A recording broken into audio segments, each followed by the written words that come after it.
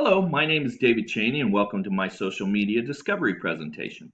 I chose Google Plus for one main reason, and that reason was because I recently purchased a Google Pixel 2 cell phone. I figured I might as well learn how to use another feature on the telephone. What I did not realize was how Google Plus was not exclusively for Google users. This was a pleasant yet disappointing discovery of mine. I felt ripped off. I had not discovered Google Plus before. After playing with the app on my phone and cruising the web page on my laptop, I believe I have somewhat of a beginner's grasp of Google+. Google Plus is similar to Facebook, yet it seems to have more of an adult feel to it. The pages lack the trolling that follows Facebook and Twitter users.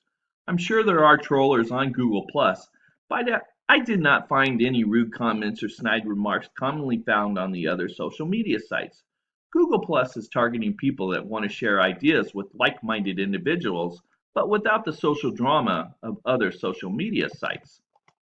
Google Plus has two main categories that you can explore. These are collections and communities. Collections are pages that belong exclusively to you, which means you are the only one that can post to that section of Google Plus. The community section of Google Plus includes multiple members. With the community section, any member can contribute to the page. Both of the sections allow you to share your ideas and explore things that you enjoy with others. The biggest concern that you should have with Google Plus is that the website is a Google run website. Google is notorious for gathering every bit of information from your clicks so they can use it for their personal gain along with their advertisers. Just remember you are being monitored and monitored closely by Google, so privacy is out the door with this social media site. Overall, I enjoyed the Google Plus app and website. I was able to find all sorts of communities and collections.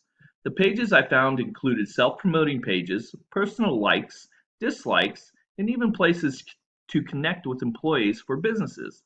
There was a wide variety of just about everything. Some of the coolest pages I thought were the photography pages. If you like to explore the wild through photographs, Google Plus is definitely for you. This concludes my presentation for my Google Plus social media discovery. If you are tired of the drama of Facebook and even Twitter, give Google Plus a look. It is a pleasant surprise, and while you're checking out Google Plus, feel free to join the new EDT 321 Computer Literacy Mobile Tech page. It doesn't have much on it now, but with your help and our community, I'm sure it will grow.